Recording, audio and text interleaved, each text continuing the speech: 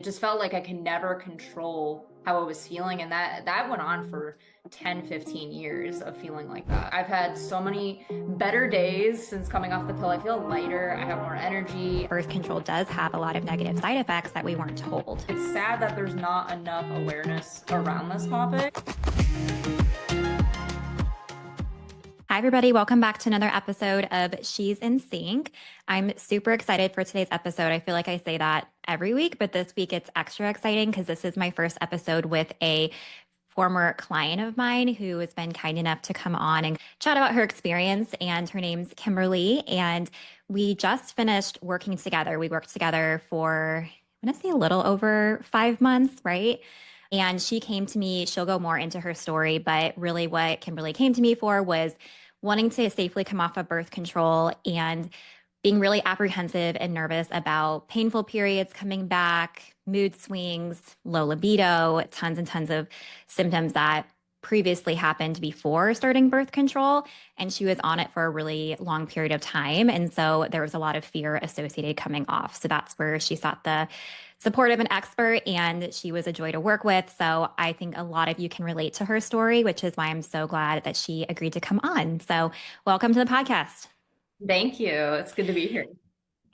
So tell us a little bit about your birth control journey. So I prefaced it a little bit, but why did you first start birth control and when did you start?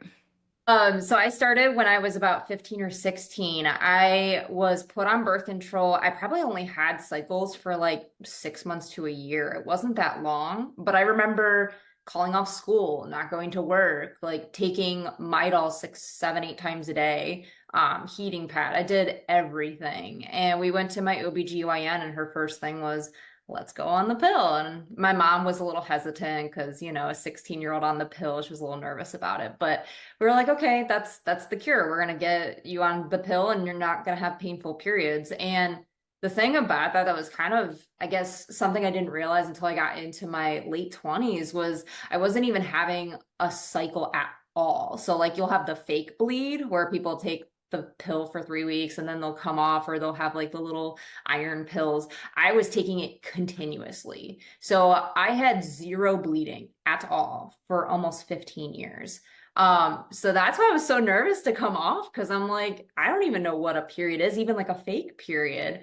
But it did help, obviously, with the cycles because I didn't have cycles. So I think that was my biggest thing trying to come off, as I was so nervous, like to go back to that point when I was 15 or 16, like, am I going to have to call off of my own work? Like I run businesses. I don't have time to call off of my own work. Or am I going to have to not go on vacation? Am I going to have to stay home from church? Like there were a lot of things that made me super nervous to come off the pill. Yeah. Yeah. And what you highlighted, I think, is, that was my experience too. There was no other option for period issues. Mine was a missing period. Yours was really painful periods. There was no other option besides just take birth control, which listeners know, it doesn't actually solve the problem. It's just masking it, and it's adding fuel to the fire with like mineral depletion, gut imbalances, stuff like that. So that when you come off, they come back because the root cause wasn't addressed. And a lot of times it's even worse because those underlying imbalances have been festering and growing for a period of time. And then birth control adds that fuel to the fire. So I think it's awesome that you recognize, okay, there are other options. I think that's my next question is, what made you, like, were you just kind of doing your own research of like how to do this and that's how you found me? Or like what kind of inspired you to reach out? Yeah, I think lately I've been hearing so much stuff about birth control and like how carcinogenic it is. Literally read a research article about the carcinogenic properties of birth control, and I had anxiety over it for like 6 months. I'm like, I need to come off of this, but like, there's no resources out there. There's nobody to tell you like, here's what to do, here's how to come off. I think you can read a book, but there's no actual support on how to do that. So I was just typing into Google, I'm like, dietitians that help with that. And there were literally like two. That was it. Like, it's sad that there's not enough awareness around this topic. And I think that's what also made me scared is like, is there not enough research on this? Is there not enough support in this area yet? Mhm. Yeah. Yeah. Well, that's a really good highlight too, is there isn't a lot of individualized support with that. And that's really a huge reason why I went into this area, because that's something that's huge with my own story. And I didn't have that support. And the more I learn, the more I'm like, oh my gosh, I could have avoided 4 years of post birth control syndrome with, for me, irregular periods, anxiety, acne, for other people, painful periods, irregular periods. There's so much that goes into post birth control syndrome. But if only I had someone to support me before coming off, I could have avoided all that. But like, I just went to my doctor because I didn't know who else to go to. And she just told me, yeah, just quit and see what happens and come back if there are problems, which there will be problems, especially if you started birth control for a problem other than just wanting it for pregnancy prevention. Right. And that's exactly what my OBGYN said. I think we were working together for like maybe a month at that time. And I went to my OBGYN and she said, yeah, just come off the pill. Like it doesn't matter what time. It doesn't matter, if you're through the whole pack or not. It was just so nonchalant. Like just come off the pack. I'm like, well, that doesn't tell me anything. Like what are the side effects going to be? What are the symptoms going to be? There was no guidance on what that was going to look like. Yeah.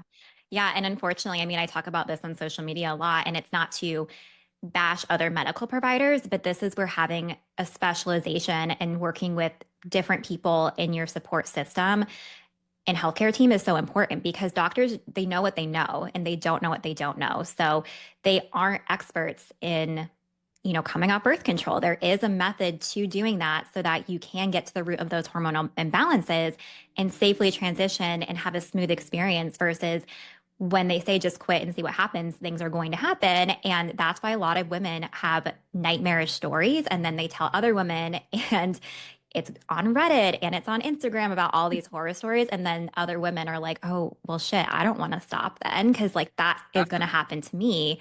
So that's a huge reason that I wanted you to come on to, as like a real life story of it doesn't have to happen. So we're going to dive into like kind of what we found through our work together in terms of functional lab results, kind of like the root causes of your symptoms.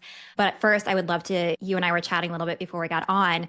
Can you share with listeners like where you're at now? Because we just finished up working together a couple months ago, or was it last month? I don't know, maybe a month and a half ago. We'll meet in the middle. Yeah. And you are on your like third natural period, right?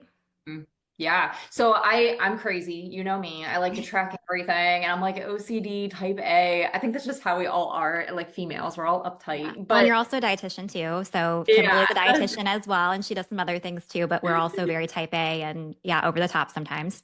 Yeah. So I tracked, I came off, I know, Valentine's Day. I came off on Valentine's Day. It was my first day I stopped taking the pill. And I remember being like kind of at ease, even though a month prior I was so nervous. I remember crying in one of our sessions and I was like, I'm so nervous. Like, what's going to happen? Like, I know I've put in the work, but what's going to happen? Yeah. And I came off on February 14th and exactly 28 days later had my first bleed. I was anticipating to have some of that breakthrough bleeding, like that fake kind of period just from the hormonal shifts, but it didn't. Waited 28 days, had my cycle for 4 to 5 days, had my next one in 28 days on the dot. So I'm tracking right now and I should be due in about 5 or 6 days. So it's been very regular, like extremely regimented. And I tracked everything. So it's very accurate.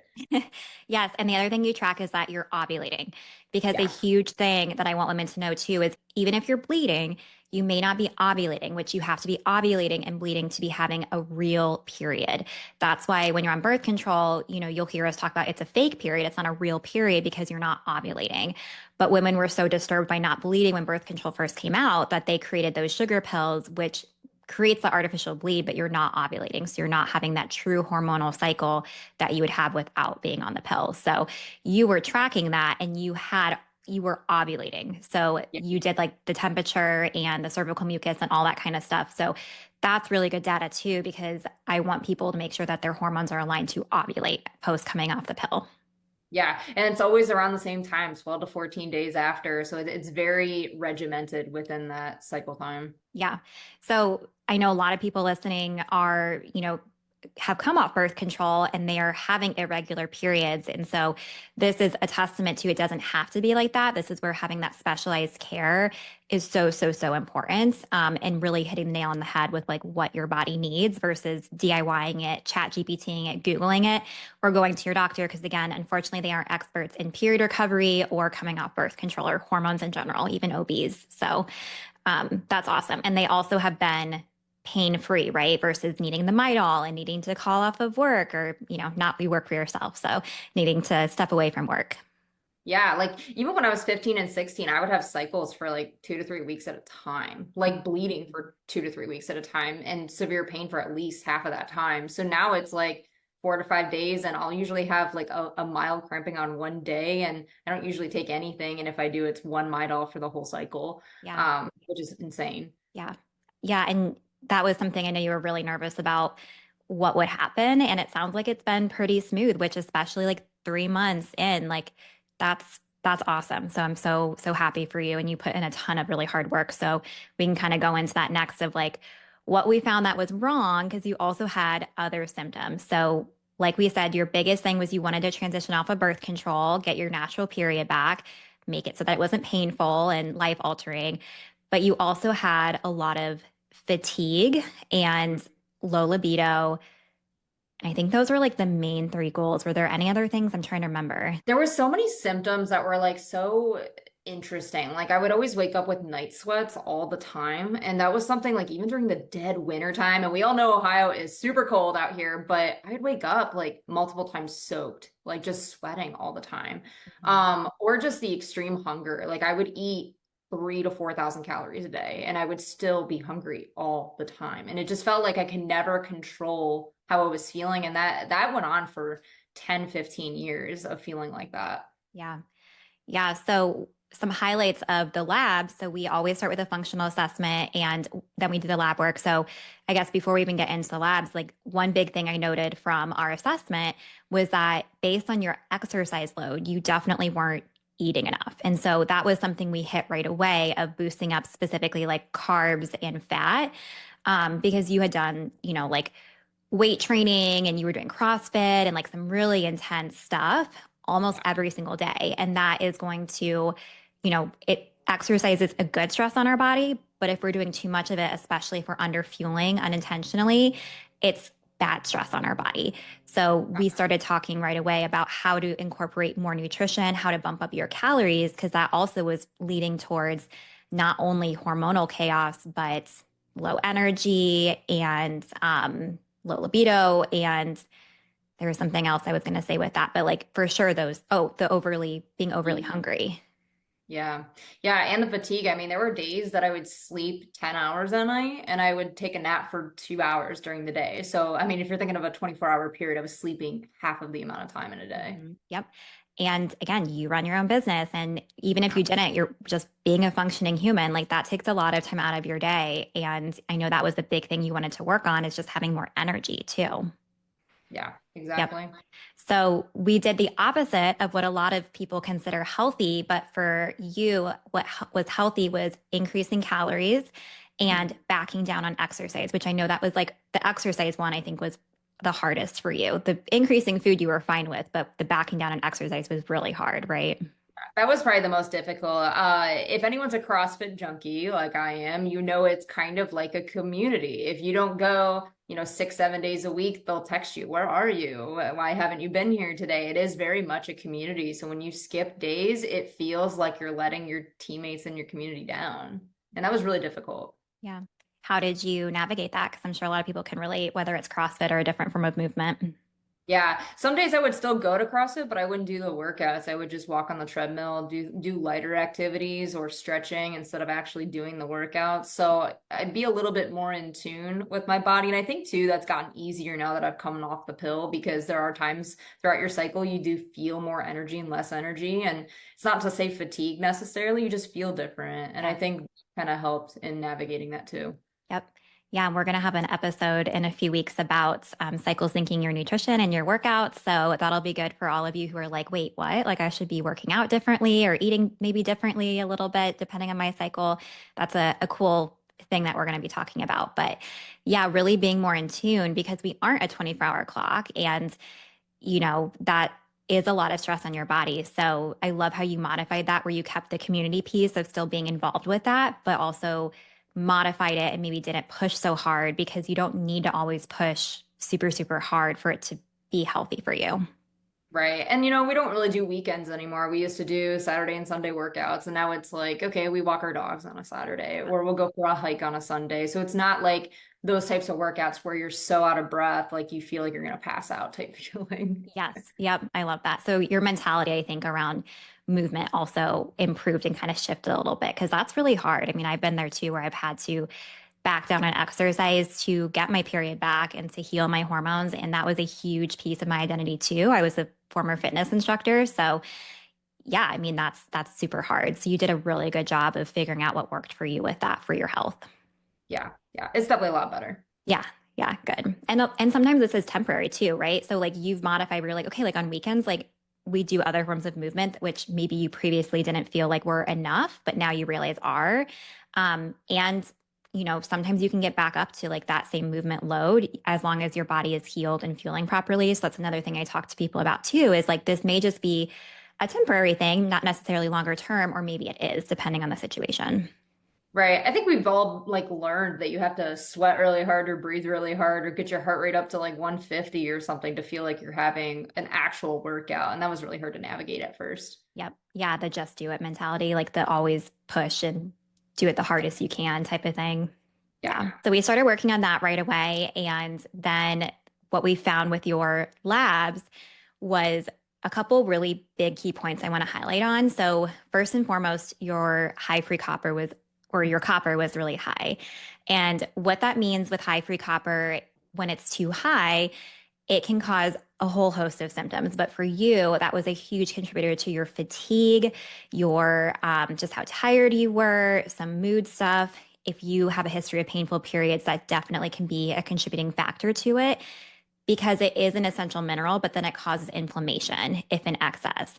So that was first and foremost one thing I saw with you that I was like, okay, we definitely need to get this high copper down because if we don't, you're going to transition off of birth control and those painful periods are going to come back. Same thing if the copper is low too, that can also result in it. We need that balance of minerals. So copper was really, really high. I think it was almost double what I like for it to be in the blood. And then your other minerals on your hair tissue mineral analysis were pretty tanked, which can happen with stress, under eating, just not having enough stomach acid. And, there's so much that can go into that. But you were a very, healthy eater and you weren't necessarily restricting a ton. I mean, compared to the amount of exercise, we weren't eating enough, but you were nourishing your body pretty appropriately. So I think this is just a testament to people out there. If you feel like you're doing all the things right, but you're still struggling with symptoms, that's why this lab work is so helpful because the body works in so many different ways together. So your body wasn't, it had a lot of mineral deficiencies, which was leading a lot to your fatigue. And one other thing you said, you were like, I always crave salt. I remember Yeah. you saying that, and your sodium and your potassium on your HTMA were all low. And so we really started intentionally incorporating more sodium and potassium into your diet, and that went away, right? Yeah. And I think that's interesting because I always thought, okay, well, my sodium, if it's low, just eat more salt, right? But you're right. It does matter, like all the other magnesium, potassium, calcium, like all of those need to be in balance for it to all work together. So yeah, I don't really crave salt as much. Like I still use salt, but it's not like, oh my gosh, give me the salt shaker. I need to eat the salt shaker. Like it was bad. I mean, it was really obsessive over salt. Yeah. Yeah. And your body was like, that was a sign from your body. It needed that. And you were probably burning through it like crazy because you were stressed physically and mentally because your free copper was high. So when your copper is high, that's going to result in a lot of brain symptoms. So for some people, this isn't necessarily your case, but just in general, like ADHD, anxiety, depression, difficulty sleeping. You did not have that problem. Yours was more too tired, so sleeping too much. Joint pain, aches, getting Mm. sick often. There's so many different things that copper can, impact when too high or too low. And the other thing with this too is copper and estrogen have a synergistic relationship. So with people who have a long history of birth control with that artificial estrogen, I see this a lot with women. So their copper is high because of that artificial estrogen and they both go up, which can result in those estrogen dominant symptoms. So they kind of play off of each other. So that's just a whole host of inflammation in the body. And again, painful periods, PMDD, PMS, mood swings, all of those things, heavy bleeding, it can be results from those things. Yeah. You know what's sad is you go to the OBGYN and you tell them, hey, I want to come off of birth control. And the first thing my OBGYN said, before she said, okay, just come off the pill, was we have other options. We have a vaginal ring, we have an IUD. It's just, there's no advocacy for like, people want to come off the pill, you know? Yeah. Yeah, I know a lot of my clients, and you and I talked about this. It's like feeling this pressure of like, well, I have to go on some form of birth control. And it's more and more women are recognizing, okay, like there are natural ways to prevent pregnancy and that don't harm my body, and just more realization that birth control does have a lot of negative side effects that we weren't told. Right. So Exactly. it does. It sucks that there's this, you do have to advocate for yourself in a lot of ways. I know another client of mine, her OB just really scared her and said, like, you'll go crazy if you stop. Yeah. And that just really, that always stuck with me. And I feel so bad that that was her experience, because no doctor, like, this is a very personal decision, whether you decide you want to be on birth control or not, or whether you want to stop it. I don't think anyone deserves that right to tell you what you should and shouldn't do except for you. Right. And I think it's sad too that they always say, if you come off, you might get your painful periods back. It's like, why are you scaring patients into staying on the pill? It's just, it's interesting. Well, if you do what they say to do and just stop cold turkey, then yeah, they will. But that's where, figuring out how to get that one-on-one support with someone like myself is so, so helpful. So if that's a fear of yours, you don't have to have a symptomatic post-pill experience or post-IUD experience. So, and to that point too, like that's another, if you're thinking on the road of you don't want to get pregnant, that's why doing this lab testing is super important, because if you want to maybe do the copper IUD, but your copper is high, you're going to have a terrible experience with it. So that was one thing I recently just started working with a client, and she was considering the copper IUD. And I said, based on your symptoms, this was before we started working together, we were just kind of chatting about what it would look like. I was like, based on your symptoms, I would not recommend the copper IUD unless you test your copper before. Her labs just came back last week and she has high copper. So I'm so glad that she ended up signing up and we did that testing, because now we know for her that's probably not a good option because she has lots of anxiety, lots of symptoms of high copper. And so, that's another reason why a lot of women have a bad experience with the copper IUD, because they have high copper and that isn't addressed. So this is, not only being proactive with coming off, but also post birth control. What are your options, and making that informed decision that's best for you and not going to cause symptoms. Right. And I think it's so interesting that these OBGYNs don't do any sort of lab testing to make sure there are options that are safer than others. It's just slapping a pill or an IUD on somebody. Yep. Yeah, I know, yeah, very, very unfortunate. But I think a lot more women like yourself are more aware of it and advocating for themselves and realizing, okay, there are other options. So the other thing we found with your labs is low iodine. So this is where we get kind of in the weeds of science, but hopefully this is like cool for people listening and not too like science brain. But we talked about how estrogen and copper are synergistic. When one goes up, the other goes up. That's the inverse of iodine and copper. So when copper goes up, it pushes iodine down. And iodine is a really important mineral for skin health, for thyroid health, for energy. Pretty much all of the cells in your body, especially hormonally based, like breast tissue, ovarian, all that need iodine. And so many women are low in this in general because it competes with fluoride. So think of like fluorinated water, things like that, fluoride in toothpaste. So a lot of women are low in it in general. But then if we think about a lot of these women are walking around with high copper, their iodine is naturally going to be lower. So for you, we found your levels were pretty low. They were about half of what they should have been. And so we also worked on getting rid of that copper, but also increasing your iodine through an iodine protocol. So you were on two longer term protocols while we were together. Yeah. And it felt like at the time, I'm like, is this working? Is this going to do anything? I remember being kind of anxious for my labs to come back to make sure things were actually in the normal Yes. range. So, Yeah. Yeah. And we did retest. We didn't retest your iodine because, that's one thing we saw changes in your energy and, stuff like that. But we did retest your copper to make for sure, because that one can be a little bit trickier. So we tested and it came down and was within normal ranges within about 3 to 4 months, which is awesome. Those were the three biggest things I think that I remember from your labs. Was there anything else that you remember when we initially started kind of going over those, or that stood Yeah, I out? mean, I remember some of my B vitamins were a little bit low, Mhm. and I know, B vitamins, just being a dietitian myself, it's like B12, B9, those can all impact energy levels too. So if those are on the lower end, that can also be an issue with fatigue. Yep, absolutely. Yeah, you were just kind of deficient in a lot of things. So working on rebalancing those were really helpful and through supplements, but also like being really targeted with like foods and intentional around that. And we were trying to increase your calories in general. So that's very much, the focus is trying not to overload on supplements, but there is a time where, especially if you're really deficient, like you were on a couple higher intense protocols that required more supplements, but then your labs came back better and they're now within normal range. And so we offboarded a lot of those things and you're just like on a maintenance supplement routine now and a lot through food. Yeah, exactly. Yeah. Um, so we talked about where you're at now in terms of like your periods are great, they're regular, asymptomatic. Um, what advice would you give to someone who's maybe like listening and kind of like on the fence of, working with someone like me or getting specialized support or like even just like, will this work for me? Like I've always had problems. What would you say to them? Yeah, I think my biggest thing would be to not be so nervous. I think there's just not enough information out there that it makes people nervous, but there are resources out there. You just kind of have to dig a little bit.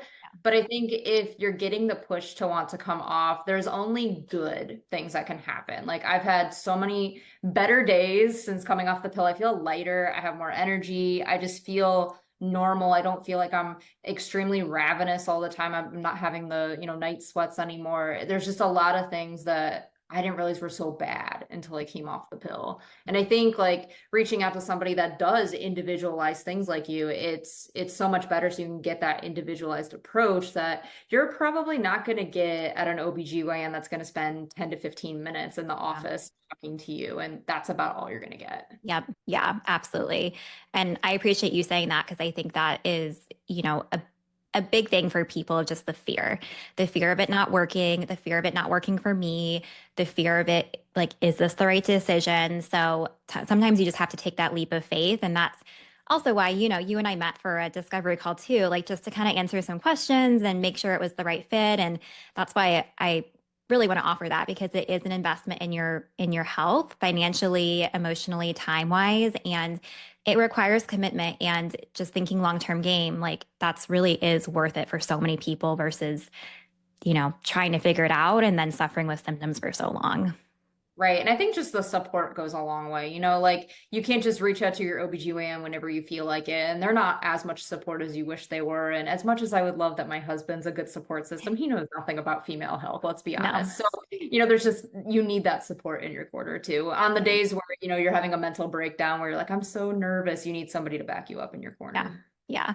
And you were pretty good about that. Like you didn't message me a ton. You kind of navigated that really well on your own. And there were opportunities where you reached out and you were like, hey, like I'm kind of nervous about this or I'm experiencing this. So I'm happy I can provide that support in between sessions as like just, so you don't have to go down the Google rabbit hole and, freak yourself out with like, oh, I have cancer. Like, no, that's a normal experience when you're doing this or whatever. Pro tip, stay off of Reddit if you want to come off the pill. There's some Yeah. serious horror stories on there. Oh Yeah. yeah, that's one thing I want to kind of peek and see what's going on there. But I feel like that would be like really triggering for me because I'd be like wanting to respond to everyone, be like, no, it doesn't have to be like that. So I feel like I would stay on there for way too long, but I need to see what's going on out there. Exactly. Yeah, that was a big part of my journey before I met you, as I was on Reddit like every day. Like, how do I come off the pill? And there was like no answers besides scary stories. So Yeah. Oh my gosh. I can only imagine. Yeah. So that's why finding resources where it's more positive of like, okay, you don't have to rely on birth control for pain-free periods. And this is a plan that you can do. And also, if people are curious, like of just like what that process looks like, that's where my free breakup with birth control masterclass comes in because I take you through the 4-step process of like what we look for, the timeline that I used with you, that I use with all my clients looking to transition off birth control. And of course, like personalize it to every individual. No one's labs are going to be the same, but I do have case studies in there too of people, other clients like you, who it's like, okay, here's what we found, because there's always a reason why. And that gives us the data versus just trying to guess and be like, this is what I think is wrong with me. Like, a lot of this stuff surprised you and you're like, wow, like I never even thought about this. Yeah. And I mean, I'm a dietitian myself, and it's just not something that I've even thought of. Yeah. Well, and you work with, like in the renal space and stuff. And so that's where like I would have no clue how to treat someone like that. So even if you're like health oriented or you're in this field, it's like you know what you know, right? Like, and we can't be experts in everything. So that's a good point. Exactly. Well, is there anything else that you think is important for listeners to know about your journey or that you think would be helpful to share before we wrap up? Yeah, I would say the last thing is, it doesn't matter how long you've been on the pill, there are avenues. So, like, I thought, man, I spent half my life, it's scary to say that, half my life on birth control. And I thought, I'm the only one that's been on the pill for this long. It's just going to be a disaster. And that wasn't the case. So, it doesn't matter if you've been on the pill for a year or 30 years or whatever, there is an avenue for you to go. Yep. That's a great point. Yeah, I have clients who've been on it way longer than you and I had. So, And um, I feel like forever. So, yeah, I know. I have clients in their like 40s and 50s who are working with me to come off. And then I have clients in their early 20s and, 30s. So that's a good thing to highlight. I'm glad you brought that up of like there is no too late or, even if you have stopped birth control, there's a way to reverse it. That was my situation too. Of like I didn't do the prep work. I didn't know any better. So I just quit and then I had horrible symptoms. And it wasn't until I discovered, what I do now and I backtracked everything. And so even if you've stopped, that's I can still help you with that. We're just going to reverse engineer it. right. So it's not too late if you didn't do the prep work ahead of time. All right. So I always ask my guests, how are you nourishing yourself this week, today, in this season of life? I feel like I'm more in tune with my hunger cues now. Like I feel like since I came off the pill, I'm just like eating based on how I feel, which is great. But I'm definitely eating 3 meals a day, 2 to 3 snacks a day, every 2 to 3 hours on average. So it's definitely a lot more consistent, a lot better. But the beverages and the electrolytes and all of those things are probably the key too. Yes. That's another part. Yep. Consistency with your mineral mocktails. Yeah, Yeah. always. Tuesday. Yes. Mineral mocktail converter. I love it. Cool. Yeah. I know, And I can remember telling you, I was like, I don't believe in this, but we're gonna try yeah. it. And now you do them regularly and you see the results of it.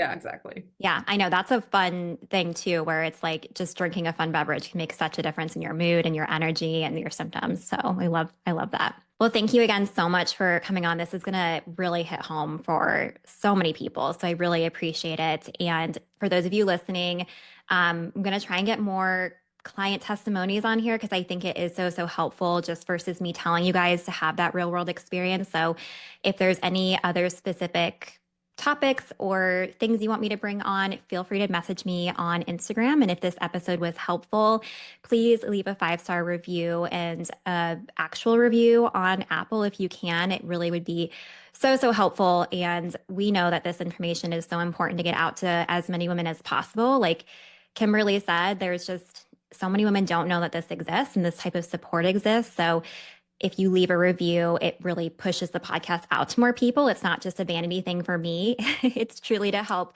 get the podcast on more eyes of women who need it and could benefit. So I really appreciate if you could take some time to do that. And other than that, we'll see you next week, or I'll see you next week, and stay nourished.